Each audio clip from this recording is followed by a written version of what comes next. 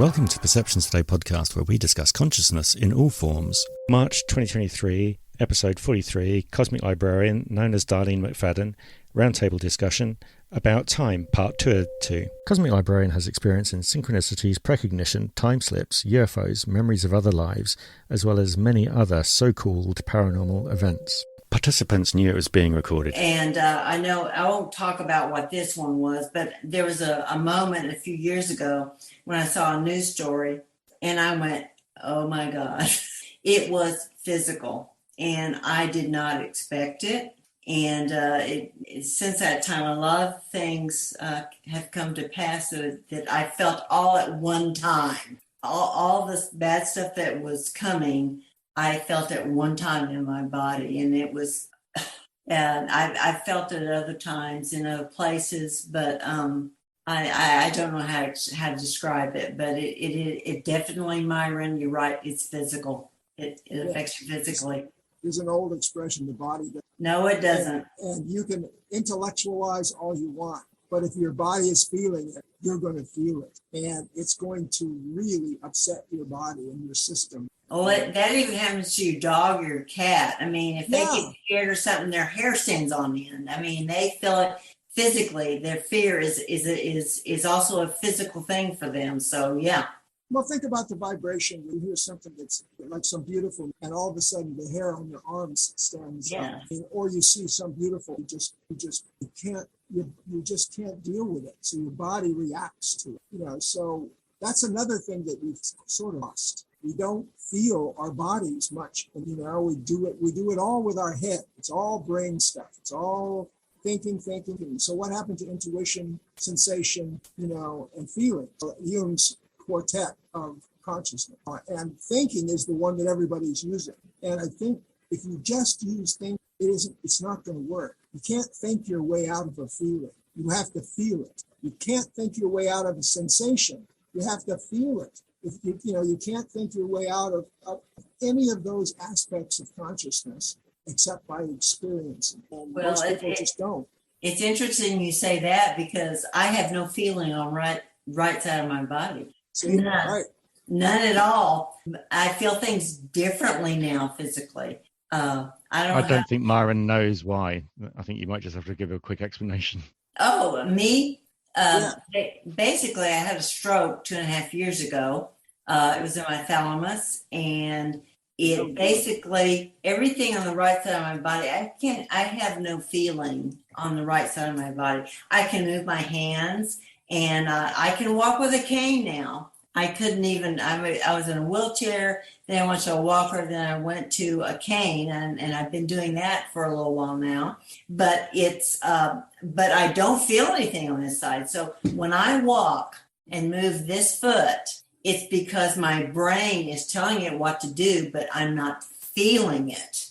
It's very weird. And it's been a really strange experience. If anybody here has had a stroke, you know that they're all different. First of all, everybody's brain is different, and everybody experiences their stroke differently, because it depends on where in the brain it occurs. Is it in the thalamus? Is it in where did it happen? But mine happened in a way that I have no feeling on this side of my body. So when I feel things now, I don't feel them like I did 2.5 years ago, physically at all. It's very weird. I was on the epilepsy for years, and this girl that was dying from seizures, and she was having 14 seizures a day. Could you just move a little bit closer, Myron? Yeah, you're very kind of muffled. We had this little girl, and she was dying of epilepsy. They wanted to do a hemisterectomy, which means take out. And it's not that uncommon. And my point will be that first of all, the insurance companies didn't want to cover it. Then we use a regular surgeon and blah, blah, blah. Well, we fought on it and went on all kinds of things. And then the doctor who was going to do the surgery said, I'll throw in my fee. I won't charge for this. We won't charge for her. I'll do it. So then the insurance company got so embarrassed, they covered the hospital part. And so, all right, the point is, the little girl, he removed her whole right side. It's completely gone. All all of her experiences, everything about her moved to her left side. She could do everything she could do before, so the brain is totally redundant. Now, what's interesting about the point I was going to make is on certain parts of her fingers and arms on her left side, on her right side, she doesn't feel any feelings at all, just like down her finger. She feels her finger, but she doesn't feel anything down her finger or down her arm or somewhere in the middle. The brain was the only consequence of taking out half her brain, was that her right side lost some sensation, but it works fine. And right now she's actually a biochemist. She survived and she's a biochemist. Oh, that's wonderful. Yeah, absolutely. I mean, it is wonderful. But my point was like what you were saying. Your left side, you can work it, you can move it, you can do that. Well, she can too, but she can't feel right just down the middle of her hands and her arms. There's part of her brain that won't let that feel because of that hemisphere. It's really like look at. I'm doing this now. I'm doing that now. I mean, I can do things, but I gotta see it. If I can't see my hand, I can't see my arm or my foot. Or like if I close my eyes right now, I have no idea what my fingers are doing. Well, that's really interesting. That's really interesting. It's so crazy, and I've had 2 or 3 neurologists, and they're just kind of, well, go play some games, do this, do that. They don't want to talk about it because they don't understand it. They know it's a stroke and they know what happened, but they can't deal with it. And I'm lucky in some ways. I mean, I had a pretty severe stroke. And I talked to my sister just the other day, and she says, Darlene, she says, I just don't know anybody that's had strokes as severe as you that can still talk, can still smile, walk, and do all that stuff. So there was some reason I had this stroke. Don't beyond the fact. Don't bother listening to the neurologist because I'm not. They really don't know. No, they don't. I mean, I learned that real quick. They have no Tell explanation. Myron about your speech. Oh, yeah. Well, when you had your actual stroke, what happened to your speech and how long? Oh, okay. This was weird. The stroke I had, like the first 3 days after the stroke, I talked gobbledygook. What I was hearing and thinking was not what was coming out of my mouth at all. And it was to the point that when my kids or my partner were there in the room, they said, please don't talk. Please, Mom, please don't talk. And so it was that way for 3 days, and then wham, the 4th day I could talk. Wow, that's interesting. Because when I was in a coma when I was 4th, and out of everything was erased.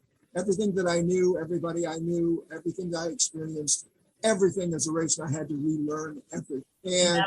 And a lot of gobbledygook came out of my mouth. You would say that. Those very words my parents said to me. It's really an interesting synchronicity because that's exactly what my parents said to me. You're just talking gobbledygook. You're just talking gobbledygook. It was gobbledygook. And after a while, these things started to come back. I could say the words and talk a little slower, but I could talk.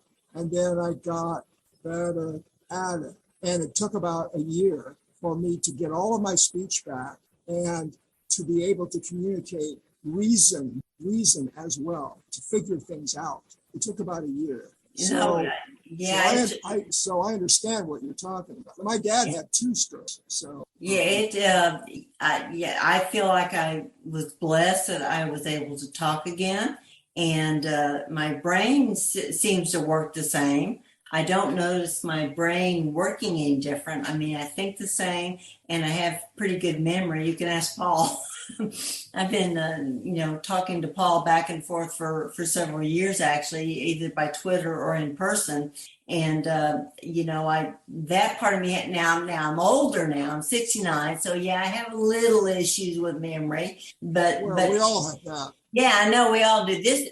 The stuff I forget, my partner and I both forget to say, now, what was the name of that show again? You know, it's that kind of thing. But when it comes to my long-term memory and all the things I've experienced and all that, it's all still there. And I still think and still read and still do all the things I ever did in the past. I just can't feel it on that side. It's a miracle that it's almost. Thank you. When I'm seeing you looking at your behavior, and I don't see any evidence of a stroke, and it's amazing. It's just.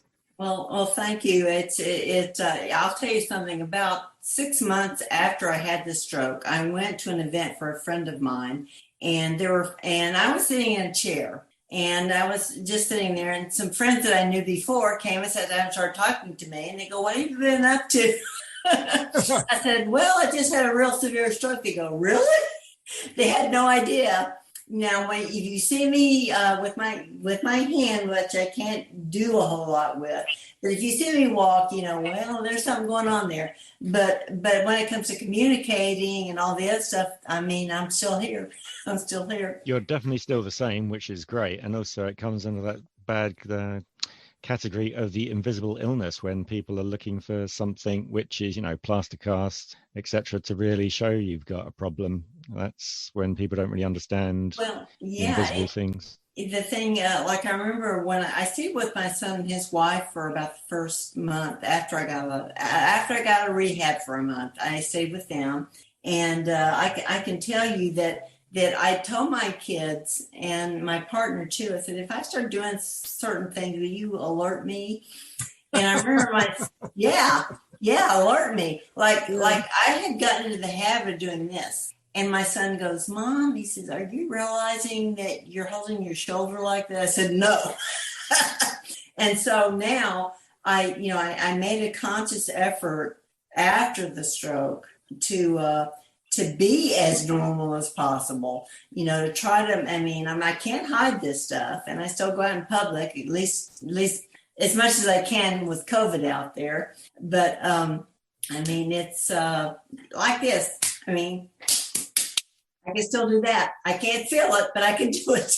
So it's been a really interesting little journey. It's amazing. Shadow Fox has... Oh, yeah, sorry, Maren. I go ahead. I just saw Shadow Fox with a hand up. Yeah, I just saw it too. Hi. Yeah.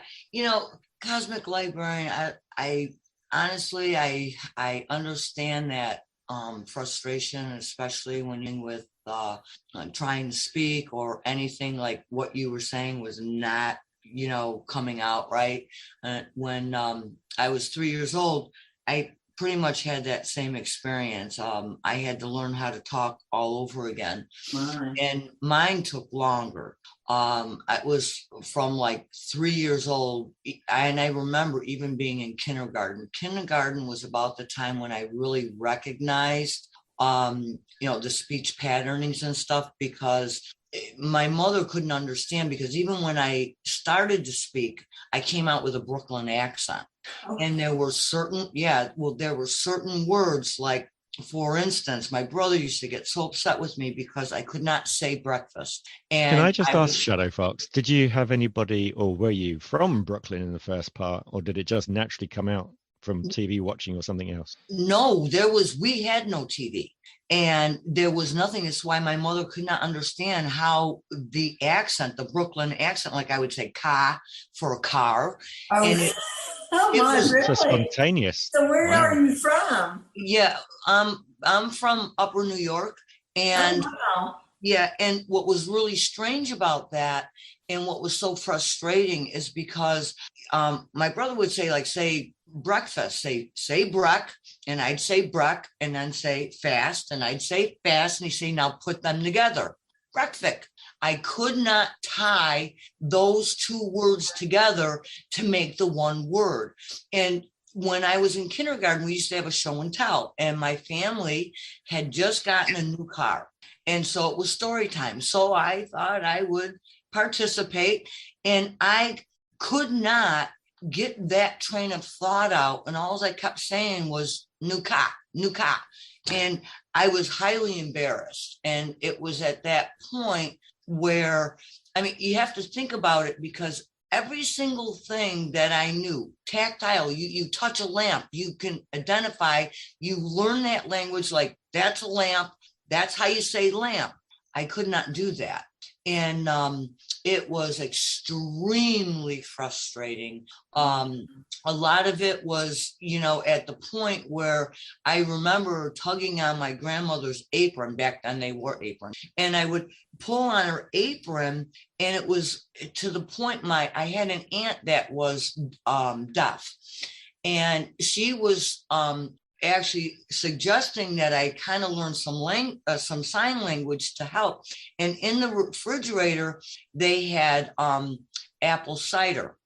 And so what I did is there's a sign for spider, and you kind of take your hand and you crawl it up your arm. And then apple is like you touch your cheek. I should probably put the video on. But and I said, sounds like. And my aunt says, she's asking for apple cider. And it was just a really, really rough time. And then when you turn around and look from what had happened, where I was, and then to this day, I'll drop words, like I'll be on a train of thought and I'll try to grasp that word. Like I actually happened when I was talking to Paul the other day, and totally dropped it. And so it's like, then I have to recall it. I literally have to take my consciousness and go to where that word is and grab a hold of it and bring that word back to me and go, oh, that's the word. There's certain words that I just cannot say. What was really strange is when I was little, I remember getting up, and my parents had a piano, and I could get up in there, and my family was very musically inclined, and they would play something, and I remember crawling up on to the stool and sitting there, and I would play it, like Mary Had a Little Lamb or whatever. And I could see where the notes were. I could hear that resonance, that sound being right there, and I knew right where it was. And quite honestly, had I not had that illness so bad, the fever so bad, where it was a near-death experience, that I may have can't come out being, musically inclined. Now I'm tone deaf. I couldn't tell you if you played a note. I couldn't tell you if it was a G or a C. However, I can definitely detect different timbres in voices. I can listen. Shadow Fox, I need to butt in because there's something just set off alarm bells in my brain. You're talking about obviously fevers and being young, and obviously there's perceptual change in that. There's Anthony Peake. He was young, he had a fever, and that changed his ability for thinking, and he can store memory really well for facts. There's quite a lot of other people that seem to be affected by fever at childhood, which again, I knew it was you in the corner there, Cosmic Librarian. I must do a chat with people about this, as well as the head injury one and perception, because there seems to be so much correlation of how that either rewires you or just makes your antenna kind of pick up either subtler frequencies compared to other people's, I think is the best way to describe it. Yeah, yeah, exactly. I know what we talked about the other day. I had fevers and all kinds of stuff, and went misdiagnosed for a long time. So I think that childhood trauma, if people aren't including childhood illnesses in that they're missing the boat, because that's traumatic too. You may have had good parents, plenty of food to eat, and a roof over your head. But if you were going through that, I look at these little children that have, and this is all time related too, because it has to do with your future and how you deal with it, how you go forward with it. Are you going to be this frightened little child that had all these things happen to you, or is it going to make you strong? And so many of these little kids I see on TV and around that have cancer, that somehow make it through and maybe even die. But they keep their spirits up and they keep going like they're a normal kid the best they can. And there's something really powerful about that in little kids. There's something so powerful. And I don't care if it's fevers, cancer, whatever, somehow we find some way to make it into the future as an adult. There's some kids that don't, but those of us that do, we're a little different than the rest. That is for sure. Mm-hmm. I mean, I had epilepsy my whole life, so I'm here to tell you, I've always been different, as I've always been having seizures. I used to go off by myself and have them alone, so no one would see them, like a dog wants to go and hide when it's sick or dying. Well, what's bad is when you're very ill and you go for 2 or 3 years as a very ill kid and you're out of school a lot and the doctor keeps telling your mother that it's all in your head. Yeah, well, that's bullshit. Yeah, it was bullshit. And my mother finally wised up and took me to a better doctor who put me in the hospital the same day he saw me. I think Ian's got some. Yeah, that's amazing. Ian, I think you're coming in on the topic, aren't you? Yeah, no, that's absolutely amazing. I'd never heard that before, and yeah, that strikes home with me quite a lot. So when I was little, I used to get tonsillitis every 2 weeks, and I'd just be out of it. And had some other things that took me in and out of hospital when I was younger, but it was the tonsillitis mainly. And yeah, it wasn't until I moved down to Devon that was actually resolved, because yeah, my new doctor just took one look and he's like, they have to come out. And since then, everything has been much better. But I tell you what, I thought that the way I was responding to this world was just me. But yeah, maybe it does have something to do with that. But it's a pretty big change, really. If you want to, Ian, I'm about to get my big net out and get hold of you. Do you want to be in part of my head injury and perception talk, or my fever and child kind of talk? I might have 2 of those talks. I'm roping people in. Anybody who's got these experiences, contact me, because I think this is going to be a fascinating couple of talks. I got a big net for Myron. I'm going after Myron. I'll get hold of him as well. Yeah, of course. Just yeah, let me know whatever you want. That's absolutely fine. Because I can tell you that one of the injuries that I took, because I had spinal compression, that obviously cut the blood supply to my brain. Whoa. I was obviously just kind of preteen, but I was trapped, my consciousness of who I was, behind kind of my eyes, but my body and my talking was of like a 3-year-old to my parents, and I was saying things were new, but obviously I was using baby language. But it was like me trapped in a glass box, banging, going, I can't communicate, I know what's going on. And I couldn't see past 30 centimeters without my eyes being out of focus. And yeah, that was a fun time. So I kind of know about head injuries. But it made you who you are today, a very compassionate person. And I want to say this about Paul. Paul is one of the kindest people that I've never actually met him. I've talked to him a lot. He's a good person. And I want to say, because I need to cut this short because I need to leave and do other things, but I've really enjoyed getting to know people through Paul. Paul has, and created this forum for people like us and people that are curious and want to know more and want to be more importantly. I thank you, Paul, for all that you have done. And I think we have a lot more important things to go now, to go through. And I think we're going to make our own little change in the world, a good little positive change. And we're each going to do it in our own way. And we're going to do it with Paul's help and the help of each other. And with that, I've got to say goodbye because I've got something to do. But I want to tell you how much I enjoyed it. Keep your time questions out there. If you ever have anything about time that you want to talk about, let me know, or send me get to me at Twitter, and we'll do our best to discuss it. So thank you all for being here today, and I appreciate it. And I'll be signing off for now. Cosmic Librarian. Oh, wait, Cosmic Librarian, thank you so much for your wisdom that you brought in. Thank you so much. And my husband's been sitting here and he has a question for you, and he would just like to know if he can take out a book from your library. From your library. Yeah, exactly. Never mind. We just moved, and let me tell you, My boyfriend and I, the biggest problem was the number of books we have. We both are avid readers, and I never let go of a book. So there's a literal and a figurative and a metaphysical library all going on within me. So thank you. Thank you very much. I'd like to say thank you very much for the comments you say. It's also the rest of the community who, by synchronicity, that just keep bumping into us, that we're just really moving forward. And you must plug your website. Well, my website, unfortunately, ever since I had my stroke, I haven't been able to do a darn thing with it, mainly because I got this one hand and it takes me a while to focus and do it.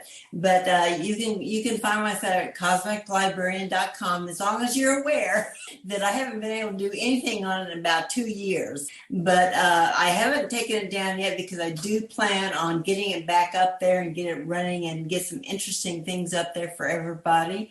And I do want to continue to communicate with all of you and with Paul. And Paul's for sure I'm going to be communicating with. But I thank you all for a lovely day, a lovely afternoon, and bless you all. And I really congratulate you on your steadfastness and your recovery and just your eternal, it's the kind of example that we, all of us that have traumatic experiences in lives, we're kind of left behind by a lot of people or misunderstood for a certain moment. That's probably why I had this stroke. It could be. It's put me here. I'll be like, I'm just like everybody else. I have days of frustration and anger and you can ask my partner. He has to deal with me day to day. I have other days that are just wonderful. So I know what it feels like. I know that I'm a tough broad. I mean, I really found that out. I was a lot tougher than I even thought I was. And so for me, it's been an experience, and I don't love it, but I'm not going to say it didn't happen for a good reason. Absolutely right. And also with those things before, we said, Cosmic and myself, that because we also want to talk about pain management and how people are treated as well, we're going to be doing talks on those kind of things where normally people are kind of left behind, and kind of other avenues that just for research, not kind of from a doctor's point of view, but just, this is what could be happen. This is how you could understand other people. And it's worthwhile doing that because sometimes people don't want to talk about those topics. Yeah, it's a collective experience, and we're here to uplift each other and everybody else in the world in any way that we can. And even if it's one person at a time out of, 8 billion people now, we just reach the people we can reach the best we can. Absolutely. So thank you, and y'all be good out there. And thank you very much for your time. Okay, and thank you for your time. Y'all have a good day and a good tomorrow. Bye-bye. Bye-bye. Bye. Bye. You're running away. Okay, right. So if there's anything anybody else wants to say, or is everybody quite happy? Well, I thought it was really insight. The fact that she had a stroke was very insightful, especially for all the walking. They live with disabilities their whole life. Her recovery is a miracle, really. Yes, it with is. The fact the percentage for that type of stroke would have, killed you outright. Took my dad out. That's for sure too. Shadow Fox. I would just like to say thank you to everybody that's been in this room today. Honestly, it's just to be able to hear everybody's experiences and kind of like how they're moving forward or helping someone else. And Paul, thank you. It's what an amazing community that you're building. Thank you. And I'm honored to be a part of it. Thank you. Well, thank you very much. And again, you've offered help as well as Meyer and other people. And it's just great because we just really are connecting and helping others, for example, like Ian, of his condition and having that kind of thoughts of possibly being on his own and that way. Yeah, Ian? Yeah, I'd say that, actually. It's just been a really weird space, and I'll be perfectly honest, I do everyone's head in because I just seem to be coming from everything at a really strange angle, and I put way too much thought into places that other people seem not to have to do that. And it is good that although don't get me wrong, I'm not trying to belittle your experiences at all, because if you think that tonsillitis is bad, from what I'm hearing from you guys, you've literally been through 2 wars and back easily. So I really do appreciate your personal experiences there. But well, no, anything you go nice through which is causing you a problem, then it's your personal issues and it's major for you. Those are difficult things to get through. So yeah, I had my tonsils out twice. Yeah, good Lord. Did they grow back? I don't know. I was 5, 7, 8 years old, whatever it was. I had tonsillitis, and they took them out. And now they say that they shouldn't take them. It's just ridiculous. True. I have a friend whose ancestor basically came from close to up on the very top orders of Canada, and I can't remember which kind of culture, but they were known for growing multiple sets of teeth. So obviously just around the tops you'd gum line, you'd start getting more teeth. And she's 3rd generation, and she keeps having to have them taken out. They're like little baby teeth that keep growing on the outside of her gums, and it's weird. I mean, that you get a double set. And yeah, it's amazing what you can do with if you can keep regrowing things. I mean, you take a salamander. Salamanders can regrow limbs and things. So, yeah. And they're looking at that. They never explained it. They just took them out twice. That's all. I was in the hospital. I got lots of ice cream. Well, that's a bonus.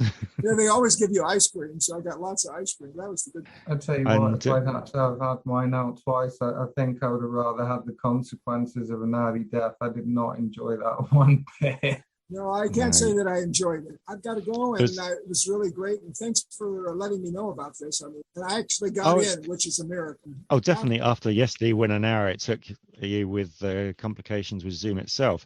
And I have to say thank you very much for popping back as well after giving us your time yesterday. It's great. Oh, it's wonderful. Everyone enjoyed that session.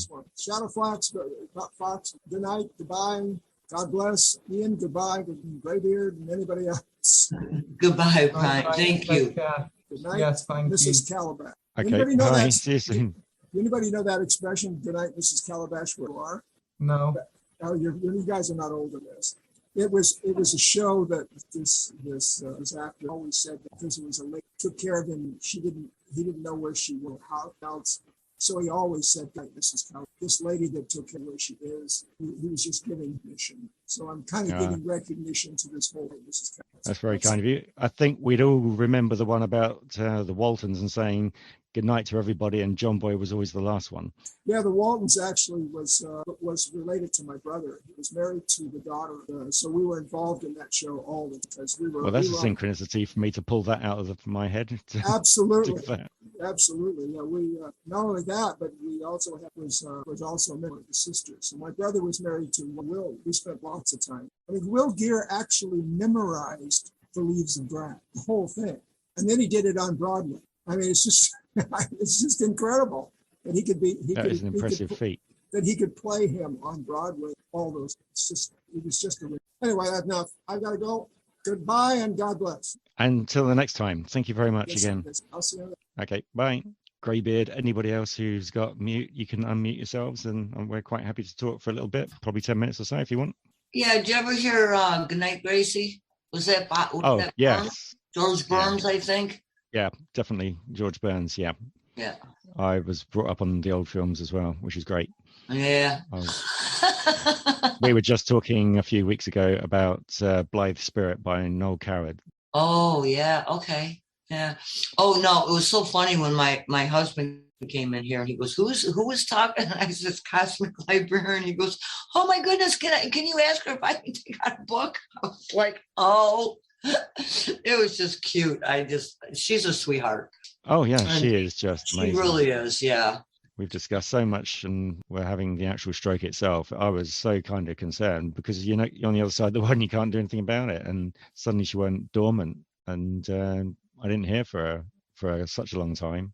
And then when she did come back in contact, she was mentioning what she'd gone through, So craziness. It really is all the, different experience. And she really does have a point with when people, they do all their research and stuff, but yet there's an entire population of kids who had an illness or an injury, something like that really changed them. And she does have a point, definitely. Yeah, it suddenly started to come up on my radar of all these kind of synchronicities about people.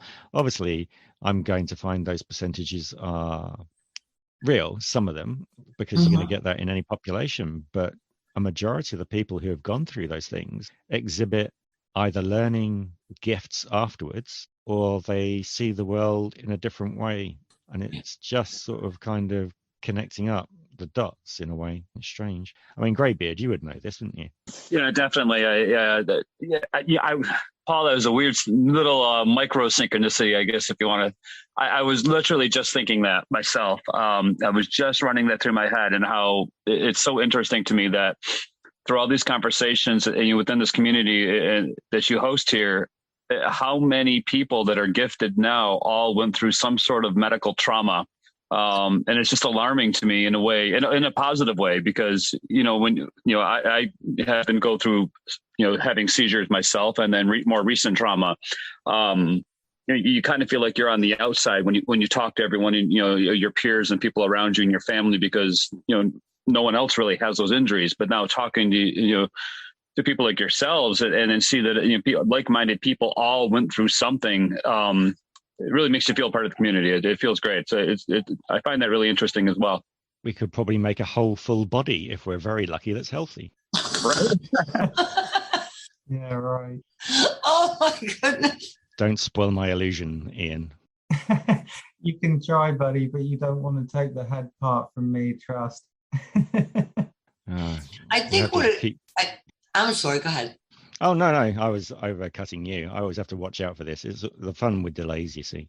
Yeah, I really just think it really comes down to that human drive, that, who we are stepping forward, and that, there are some of us that get embroiled in the despondency of it, I believe. And sometimes they can, take that and wallow in it, or they step forward and they make the best of what they have. And it's that just is so true. It truly is. And I know someone that's really pretty much having some great difficulties. And it's like, the way I see it is, don't get me wrong, doctors are great, researchers are all great, everybody's great, but there comes a point where we have to take a look at ourselves and what we are creating, what we are, how we would like to experience life. And I think people can sometimes get wrapped up into the drama and the trauma of it. And I think that when there's people that step forward, like, Cosmic Librarian or Eileen, and they're sharing these experiences and different ways to view things, this came at a cost. This is something that, regardless, across the board, when we're sharing, whether these be experiences or our abilities, there was some cost to each one of us, and it was a choice. Other people can fall into that illness and that sickness in a heartbeat. It's always like, I've worked all my life to have that, to my own power that I own. I own my power. And it's like, I'm not going to give my power away to someone else. Like if I see a doctor, okay, well, let me know what you think it is, but don't tell me that there are, it can never be healed. Sorry, I'm laughing on the fact of I have been there and been told that, and that what's one of the things that because it's pain related. Yeah, I'm with you. Literally, when all my stuff started, again, I could have been sitting in the corner rocking backwards and forwards, and that could have been the end of it. But there was part of me that said, no, you gotta go forward, learn, explore, keep going, and move forward, because they were telling me, and no matter what the medication was, my pain level was always going to be fluctuating, but it's constant. And it's not like a throbbing where you can just ignore it after a while if you've hit yourself with a hammer kind of thing. It's all over bone, skin, everything, and just does. Yep. So I've kind of dove down this, looking at psychedelics, gone through my own pain management, gone through everything else, gone through my consciousness research. And this is the bizarre thing. Bumping into all of you, you're all very similar to my character of wanting to learn, got the sense of humor, gone through trauma. And I just can't believe the synchronicities of how I've just come across with you all. And it's just wonderful. It's just because you all look at things. You're not people that will just run with something because somebody says so. You're all kicking the tires to see if the car falls apart and if it's right or not. And that's what I just love about this. This community is just evolving rapidly at speed. You know, it truly is. And what I like about, you know, what you offer is you gain people in a room that have many different positions, okay, whether they're a researcher or whether there's something. And I'm very serious. I have information for your friend Anthony Peake. So again, sometimes it's like that one little piece of information that once it's revealed or comes into your awareness, that changes everything. It's like can truly set us in forward motion, like having a V8. There was a commercial in the US years and years ago. It's like they hit their forehead and go, "Ah, shucks, I should have had a V8." Light bulb turning on in your head. And sometimes it's that one thing, one word that somebody can say that can transform someone's life. Definitely. And this is what you're offering people. And I just think it's phenomenal. Yeah. I'm just going to say hello to Amber. Amber has been running a Twitter space for the last 2.5 hours, I reckon, talking about holistic immune boosting, I think is the phrase. You've just unfortunately come in at the very end. We're not leaving yet. We'll just have a conversation with you because we don't have the opportunity. And I'd like you to meet Shadow Fox, Ian Hawkins, and also Greybeard.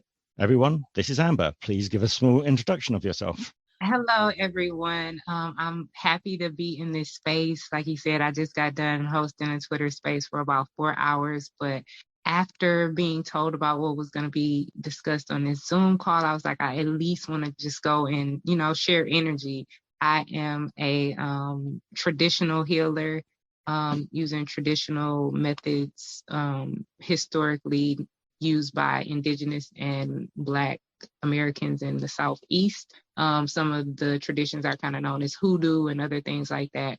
I just consider myself a traditional healer, though. I'm a mom of 6. I'm an author and an artist, and I'm just happy to be in this environment and just want to soak up whatever's being put out. Hi, Amber. Sorry, I was just going to say that I met Amber by synchronicity, and Shadow Fox, once you tell her, she's going to suddenly go, "Oh, interesting," because there's so many points that you basically map over onto. Yeah, no, actually, I went to your space when you were just starting, and on Twitter, I'm Artisans of the Spirit. And so because I was coming here, I was at your spot and I followed you. It was like, I got to find out and see when you're actually doing another space. It was just really weird. And then you come up and it's like, hi. Look at that. I knew I had to make it. And I was just going through messages and I saw the link that you sent me. And so I was like, let me go and hop on. And I was so excited when I saw you all were still here. So yes, the synchronicity is like, it's got me tingling over here. My skin is tingling. Well, we have a lot of people who put it under the category of sensitives, but they also hear a lot of music and they're artists and they're all connected with healing. And they've all connected. And we've also got a lot of researchers as well. We had Bob Davis, who is still a neuroscientist, who was in this evening, and also Myron Dahl, who I'm not sure if you might know of, Amber, or not. I am familiar with, yes. I think he was in this evening. He gave us a conversation yesterday for 4 hours as well, and he joined us, as well as Mike Fiorito, as well as a few other people from podcasts, etc. And also Jamie. Jamie's here, yeah. Evening So again. Amber, Sorry, I had to basically, that's okay.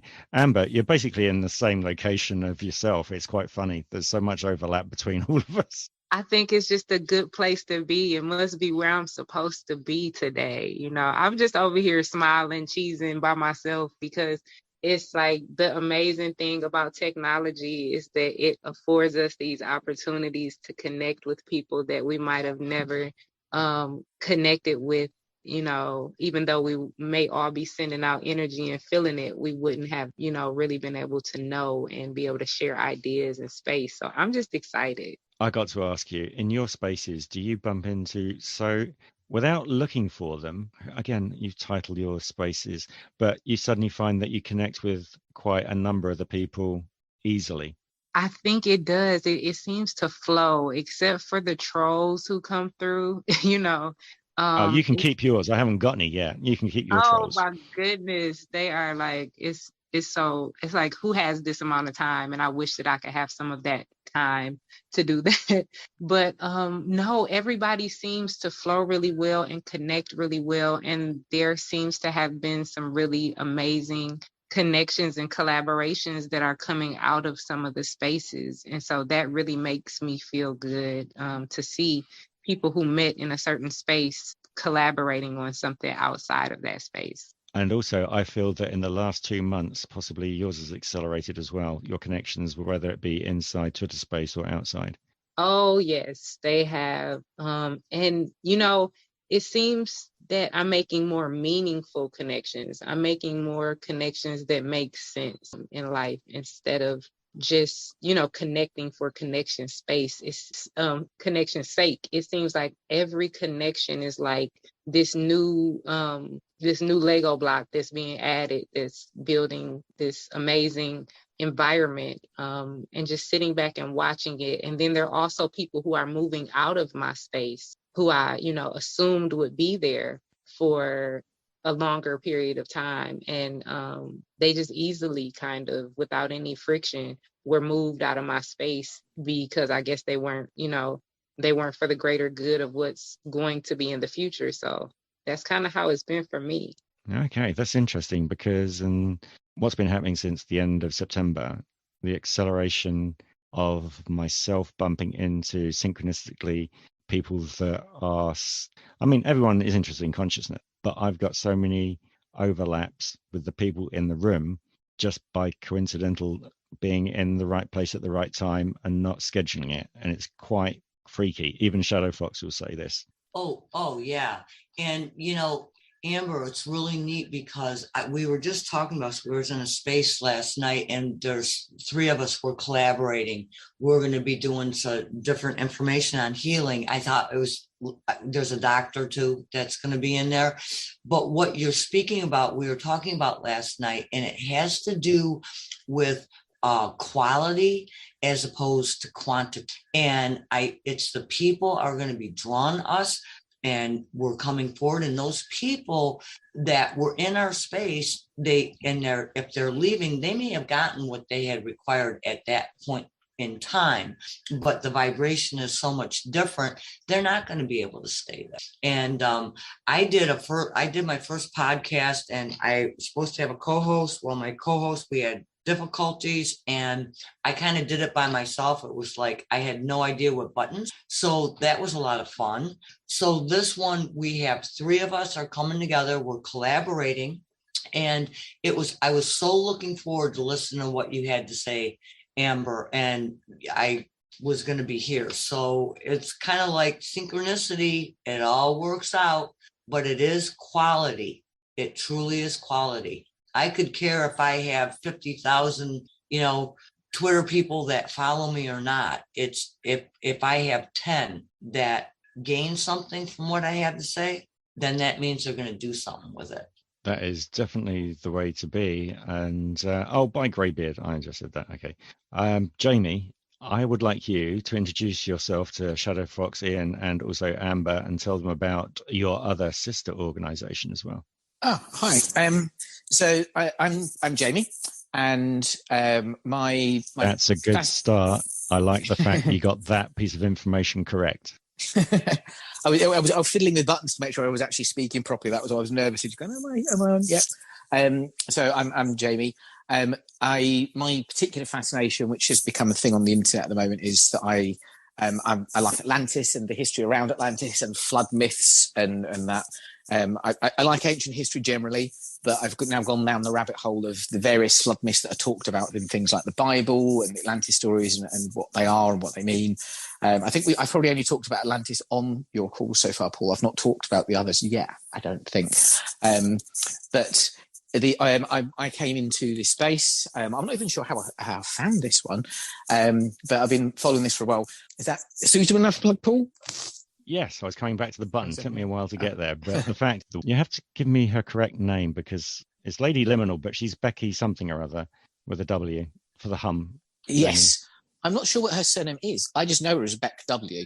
I have no idea what the rest of her name is. So and I think that's I think she keeps herself slightly private. So I think she is just Beck W, I think. So she's going around the world looking for this hum, which can be found in ancient sites as well as other people can hear it. And it could also be part of the music of the spheres kind of routine and trying to understand it, which was fascinating because I popped in and heard one person talking, but it wasn't about the hum.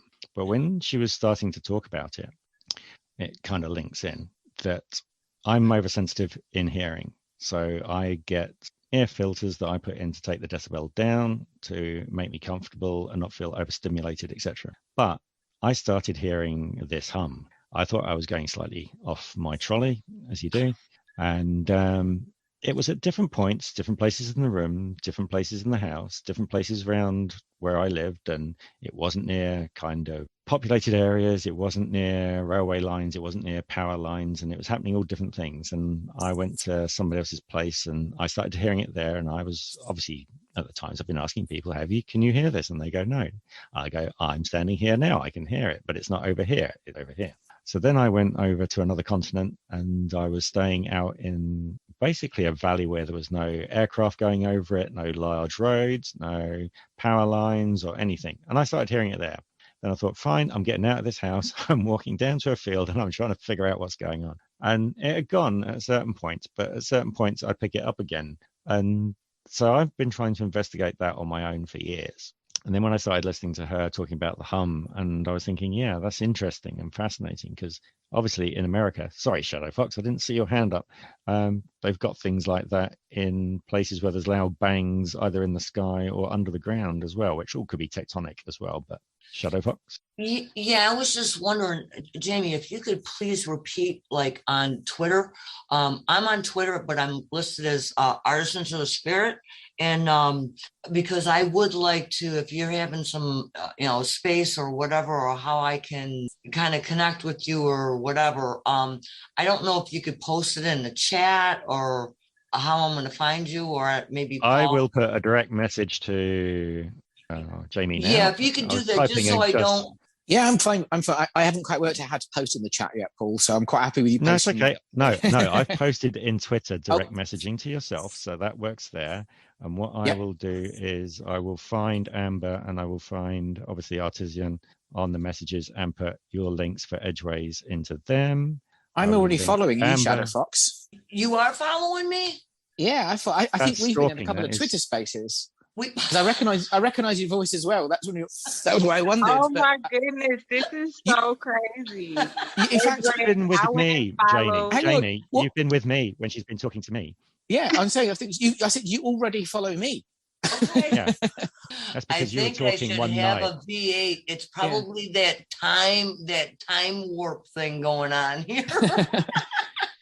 Jamie, one night you opened up a bottle of wine, so that's one of the times you'll probably remember. Okay. Hi, Jamie. That's you. Howdy. Okay. It's Jamie. Okay.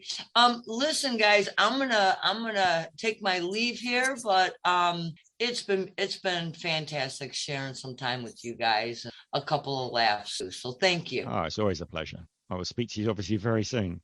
Catch you later. Ian, okay, bye, guys. Do you want me to send you the links as well, Ian, on Twitter? Oh, yes, please. I've got Jamie's link there. Thank you, Jamie. Hi, Jamie. Hi, Amber. Yeah, but the other ones, that'd be brilliant. I don't have anyone else's at the minute, I don't think. So yeah, that'd be awesome if you could.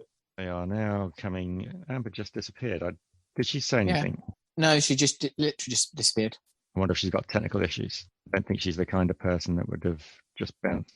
I'm typing at the moment, so that's why it sounds a bit odd. Because making sure. You mentioned It's the hum. Yeah. Oh, sorry, Jamie. Yes. You're going to say. Rather than sitting on that hard desk chair.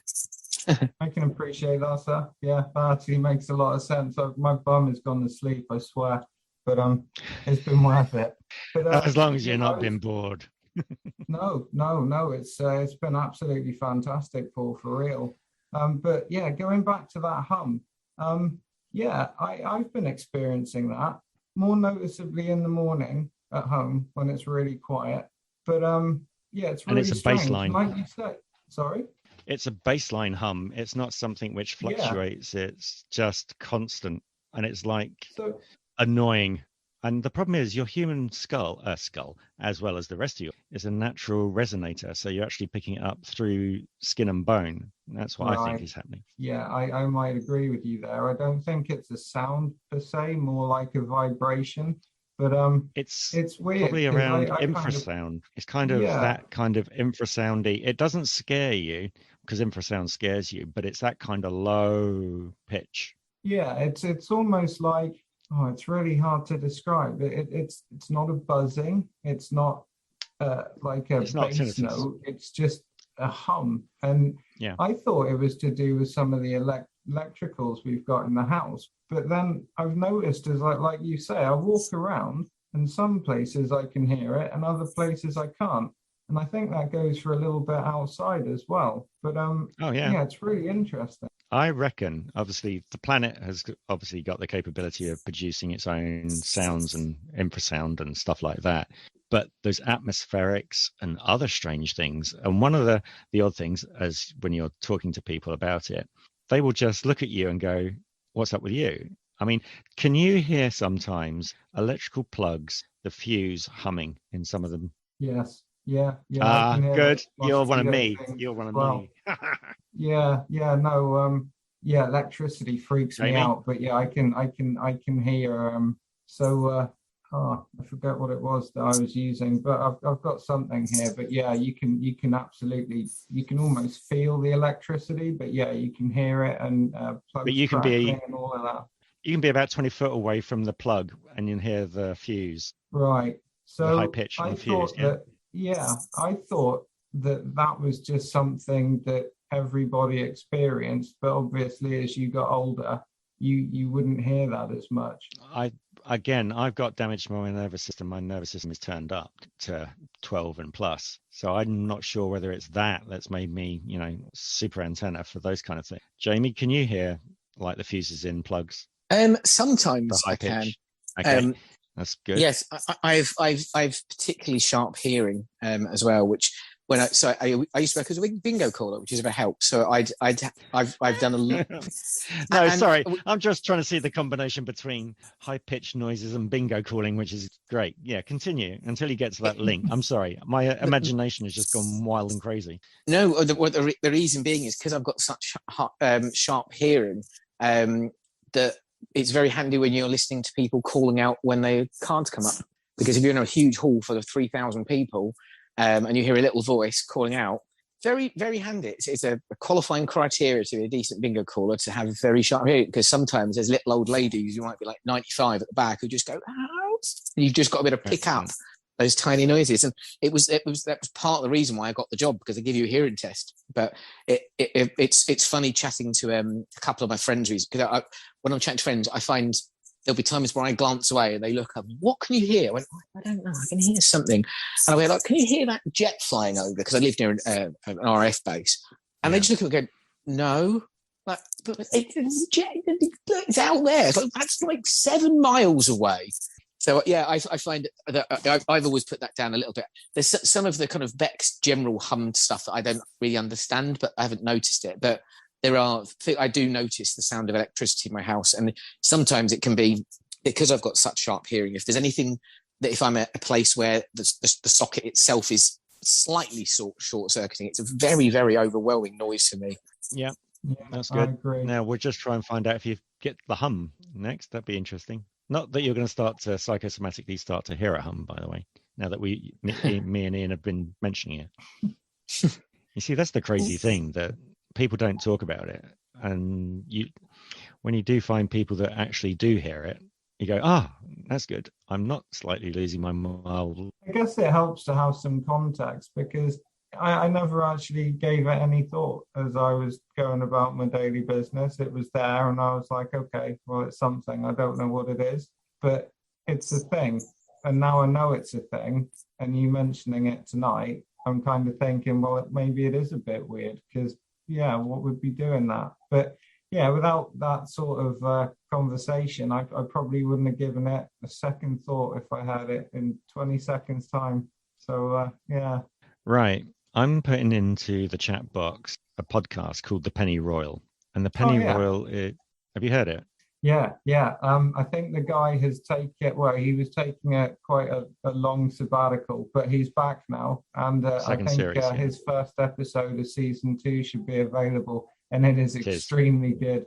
I was going to say, let's see if Jamie knows. Do you know about the Penny Royal? Not at all. Okay. So there's correct me if I'm wrong, Ian. There's a mountain range in America that's very long, and it's kind of close to Kentucky, and it's one of the oldest kind of mountain ranges. But it's also got a high... Yes, sorry. Yep.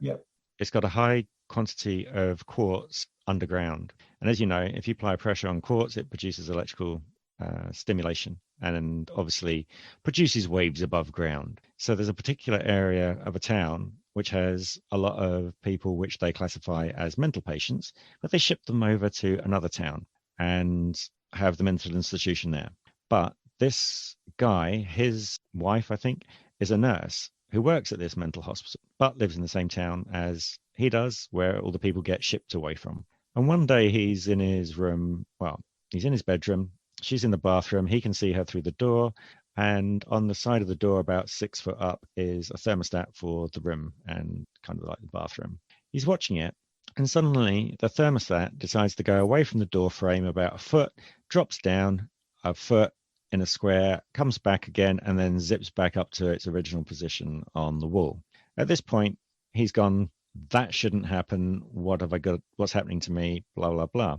He then starts talking to his wife, we call her, then starts saying about the strange things. Then he starts finding the strange things that are happening around the town and the area of the people and who are influenced. Then he starts figuring out that the people that are being influenced by these events around there, and there are loads of strange things like Masonic roads that are in and other bits to go with it. He starts uncovering just so many connection points. And then he finds these people are being shipped off to the mental institution, and they've actually experienced these weird things, and they just can't collate it. No one's making sense of it, but he's suddenly making connection points. But it was only because he was watching another series called Hellier, which, Ian, you've probably watched Hellier, haven't you? Yeah. That also is very good and links in, very, very smoothly. So, Jamie, have you watched Hellier? I like films. I'm terrible with TV shows. I'm the person who's never seen, apart from things like League Gender. Oh, what is it? So they put it onto YouTube, and they also put it onto Amazon Prime as a freebie because they wanted the information out there. And I will get the link on YouTube for you and throw it into... Oh, no, I found it. Got it. Okay. I googled it, as you said. Yeah. So basically, they used to be ghost hunters as teenagers and didn't take much seriously, but they kind of were mucking around with old small video cameras. And one of the girls, I don't think his current wife, I don't think his wife knew him at the time, but they set up a website and everything else, and they investigated. And that website kind of went dormant because they didn't go back to it. And then later on, they started creating a museum for possessed objects or magical things that nobody else wants to give a home to because they cause chaos around other people. So kind of you have this traveling exhibition. But suddenly an email got thrown back to them from the old website, and it said, I need your help. There's goblins coming and stealing. Did they steal something from the house, Ian? I don't know what it was, but they were coming up like they made a service elevator or something and doing things, and they live in a mine. Yeah, so they end up getting this email and going up and trying to find this house at this place where it's at the back end of nowhere in the hillbilly kind of area, wasn't it? It's a kind of really dead mining town. Proper out in the sticks. Yeah. So they go out there, they try and find the place, but then they find the actual cave, and then they find footprints of like three-toed. And the three toes is in two forward, one back, chicken kind of style, but huge. No, hang on. Three front toes and one back toe kind of. And they find this and they start finding other connections. They start asking questions around the village, and people are quite quiet about it. And then suddenly, I think it's a diner, a girl comes over who's about 6 or 7 and says, "Are you investigating the goblins?" or something along those lines. And they end up getting embroiled in this really weird investigation where synchronicities keep turning up, and it all links to these underground caverns that are all around this mountain area, and very old stories of Pan and other connection points. And it really just becomes peculiar, but gets a thread and woven together, doesn't it, Ian? Yeah.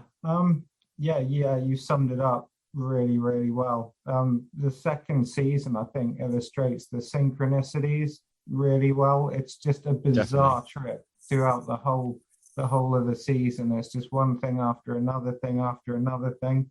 But the one thing that they never do, which they should do, is go into those caves and look for those goblins. To be honest, I'm not interested in the synchronicities or the crazy people in jail. None of that. I want to see these goblins. And they're literally right there looking at these footprints, and they don't go in. I don't know whether that means something, but yeah. It's something that you'll watch, and even if you just take it as entertainment, it's just amazing, because it's not 15 minutes, then an advert break, and then trying to build up the tension. They don't find things, but there's loads of connections that they find, and the way they do the research, it's true life research, as if they hit dead ends, they don't hit dead ends, and then they find these amazing things. Yeah. What did you make of, so I think it's near the end of the second season, and I don't want to spoil it, but they do like it's like a communication session, if you will, and they've got like I think they call it the Estes method, but I've seen it done a few times, and basically it means that there's someone reading questions to whatever's out there, and they're doing it away from someone who is receiving answers to those questions via like the other person's device. Completely isolated, isn't he? Sound and vision. So yeah, that's right. So that there's no chance of sort of any shenanigans or anything like that.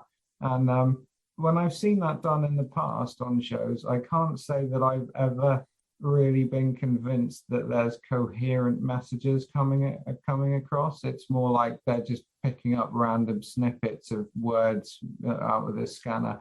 But in this instance, it was almost like whatever they were communicating with in an absolute conversation. And I can't really see how they could have faked it, but it was literally like they were having a question and answer session with something else out there, and I've never seen that before. That was pretty wild. I got to be honest. And the other beauty on that one was they wanted to see if they could fake an abduction through hypnosis. Oh gosh, I totally forgot about that. Oh yeah, man, that's crazy. One of his friends volunteers, and this is season 2. He volunteers to be hypnotized. Now he's got no experience of being abducted or anything, and he knows that he's going to be hypnotized to feel it. So, hypnotism you shouldn't play with. I just think that was kind of wrong. But they did it to him. They didn't really give him too much of any leading questions like you were probed and things like that. They just did generally, you were taken away, you lost this time kind of thing. So there was nothing too much. But when the guy came out of it, he believed, even though he'd been told that he's out of hypnosis and it never happened, he still believed, and he can't disassociate from it. And he's got a whole story, and everything else was kind of created within that fractions of 2 minutes or so. And even now, time-wise, he's scared and can't crack that feeling, even though everyone tells him it was fake. So, it's really kind of crazy. Yeah, that was pretty messed up. I got to be honest. I was talking to my friend in work about that, and I understand they want to push the boundaries and everything, but ethically, that was probably an incredibly stupid thing to do. And the worst thing is, you now know, and everybody else knowing that's watched that show now knows that there is a possible avenue to implant information into somebody that will give them cause to believe from that point onwards and into the future that something has happened to them, something that didn't happen. And that's quite a scary prospect. And I'm not sure they should have pushed it that far, to be honest. No. There's something which I was just going to go back onto hypnotism. There was a film about an Argentinian shepherd, which only came out recently, the last 6 months or so. I'll find the name of it. What was the film name? Is that possibly Journey to Another World? It could be. And it had Jack Valet got in on the talking to him because he saw him as a small child, and then he went back to the shepherd who is now in his 40. What did you call it again? Journey to I think it was Journey to Another World. That was a while back. Let's see, it's the same picture. Oh, come on, give me an IMDb. I've got a 2 in it, right? Words. I want an L, right? IMDb. Let's do it on IMDb. I've got it. What I'm going to tell you about the actual hypnosis from other worlds might be it. Let's see if that's 2004. Witness of Another World. Witness. Okay, let's get that IMDb up. Have you got it on IMDb, or what have you got it on? No, I just got it to pop up on YouTube. But Witness to what? Another World. Witness to Another World. Yeah. See, this will connect 2018. That kind of sounds right. Yeah, that's the one. Right, good. So I'll throw that into Twitter direct messaging. And obviously, Ian, you got it yourself. You don't need it. So this guy has this experience when he's about 7 or 8, when he's out with the sheep, I think it is. And he sees this craft, has this experience with aliens, comes in, he kind of tells people, no one believes in, and then he becomes a hermit for about 35 plus years. Meanwhile, he was kind of contacted by Jack Valet at an early age at the time it happened, not after the event. But then a film, I can't remember who the film guy is, he decides to do the documentary, but he's a real investigator. So he gets Jack Valet to go with him to see him in Argentina with obviously the film crew.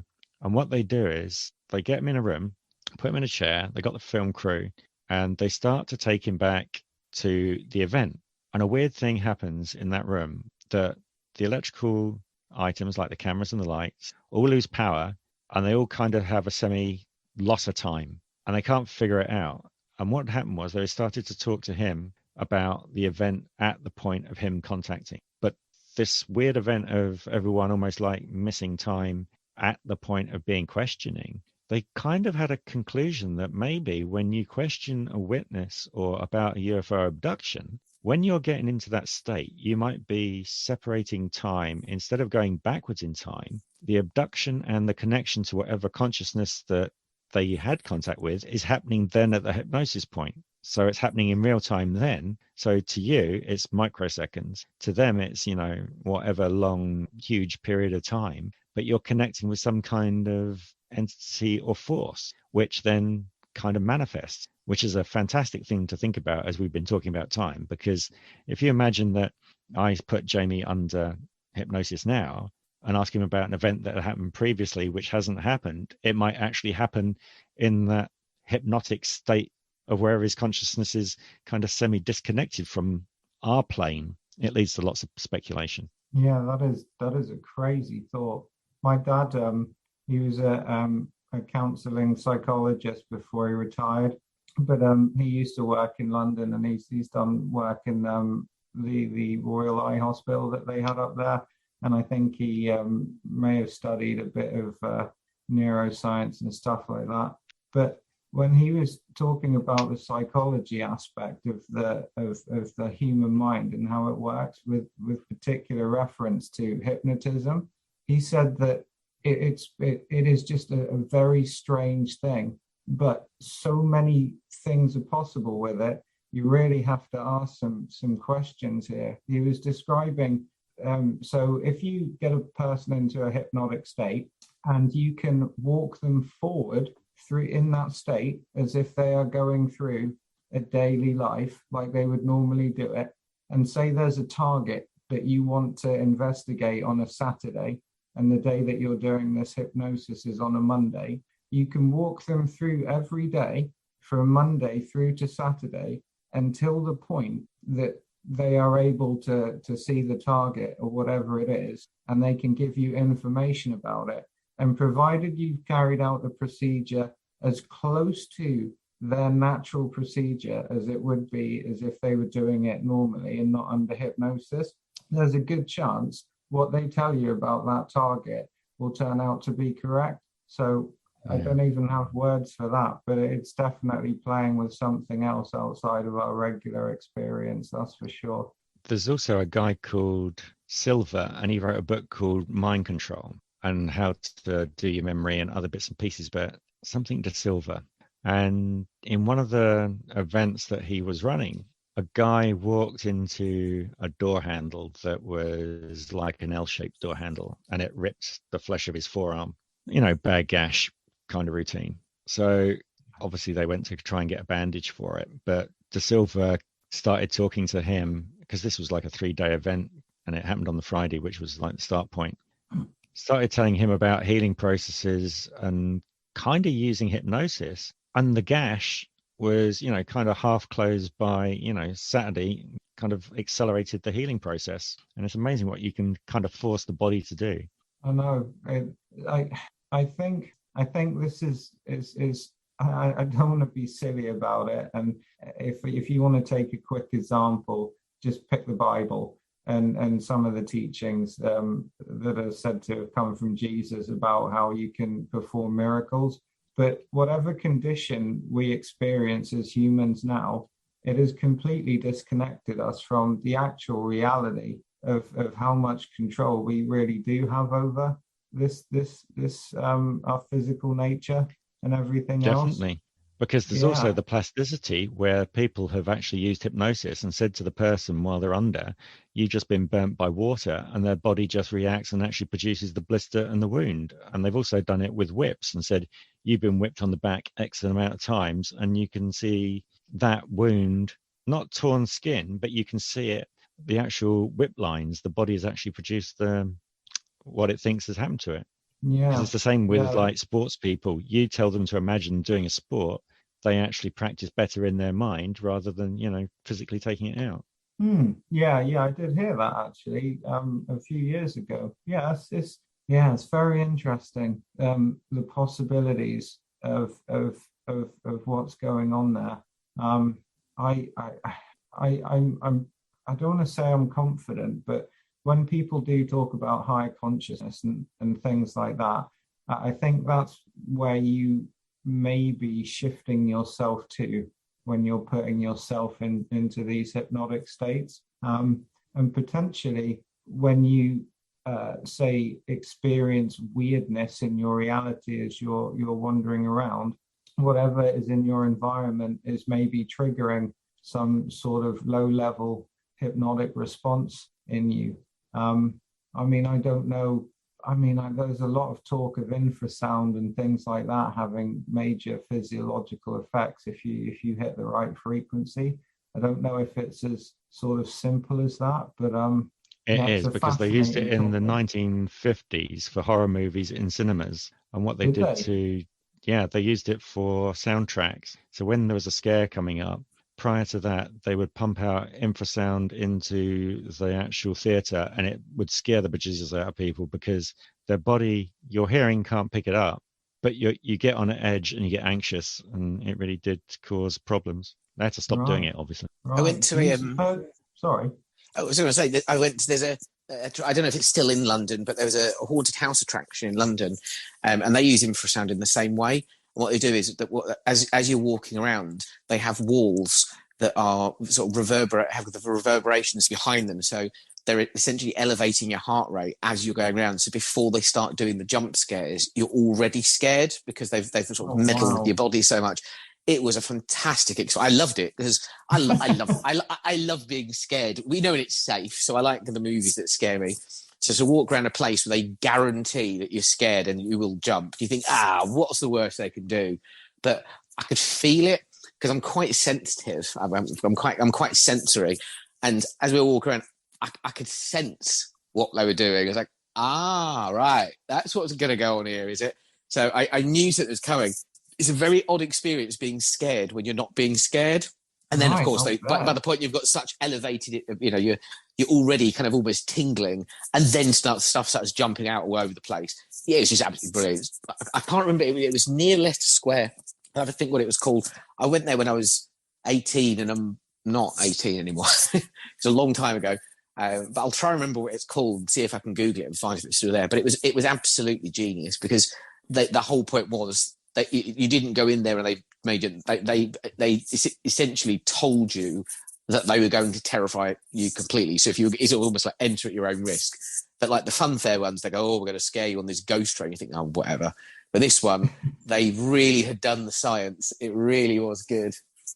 Oh, wow. That sounds incredible. I had no idea that they were actually putting technology like that into practice. That's something else. So do you think that there's a frequency that makes you fear? So what about a frequency then that potentially just puts you into another state of mind almost instantaneously?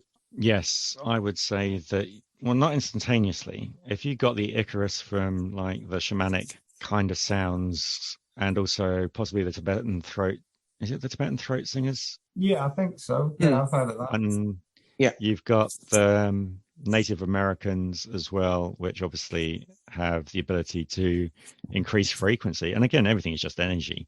It's just the interpretation of how you use it. And I just think it's amazing. I've just put into the link here a YouTube one, which has actually got the film related sounds talking about how to make things scary. But yeah, I think it's possible, because we use obviously sound as a weapon in concussion and things like that. I'm sure it can be used elsewhere. Shadow Fox's main work is energy work, and she's Native American.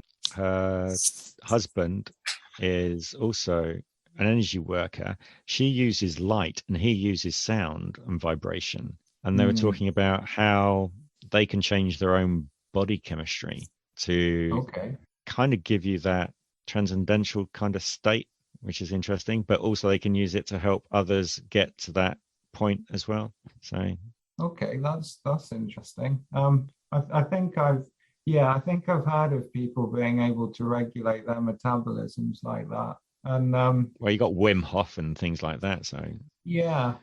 So there's definitely something to it. And if you, so people that do healing and hands-on work, stuff like that, it's obviously working for people they treat in some instances. So yeah, I believe there's definitely something to it. But the thing that kind of stands out, and I don't know if it was you that mentioned it or maybe one of the other guests you had, but it always seems to be that these abilities and these gifts, they come at a price. And I was just doing a very brief sort of dip into Kundalini and things like that, because I remember, just as an aside, when I was a kid, I was reading books about spontaneous human combustion, and in that I was reading that if you get your kundalinis out of alignment, right, then it all goes wrong and you can just burst into flame. So like in the back of my head,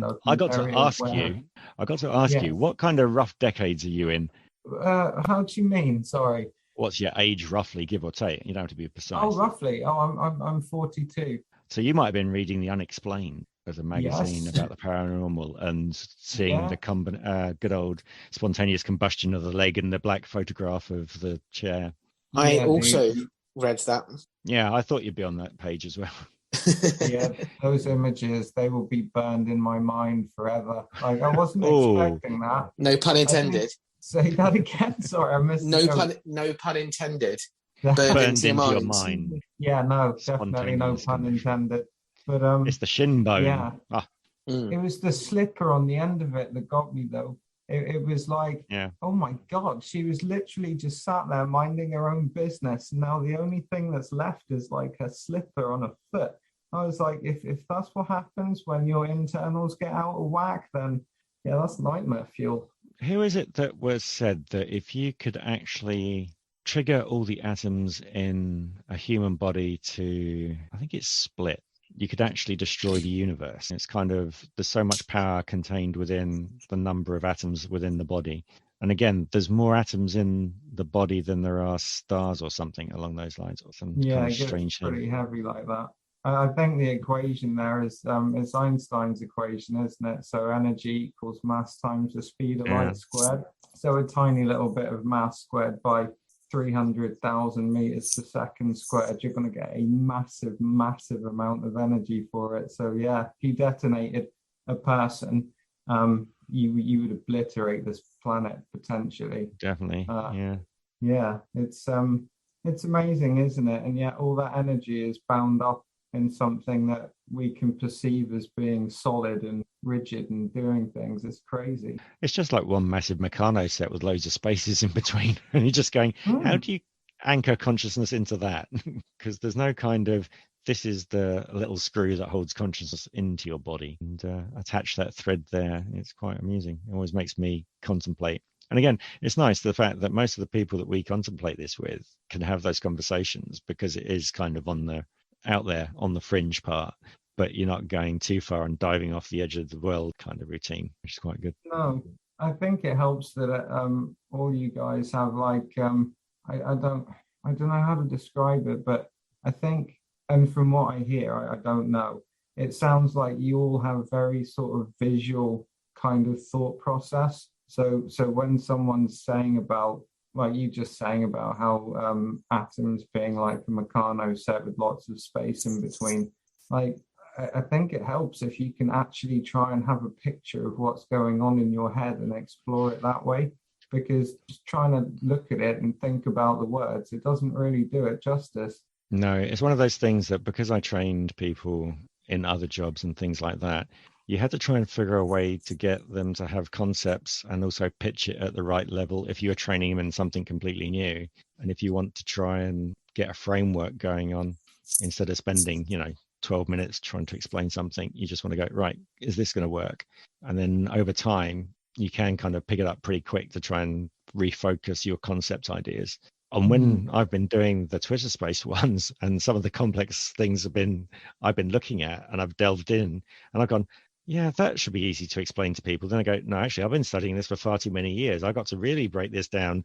That's going to be how am I going to really find a nice, good idea of pitching this? And in the end, you kind of try and work it out. But yeah, it's a nice exercise. Yeah, no, I think you're doing a good job of it. But yeah, I struggle with that too. And it's normally when I'm talking to my dad, because he'll ask a difficult question about physics. And because he's asked that level of question, I assume that he's ready for a difficult answer.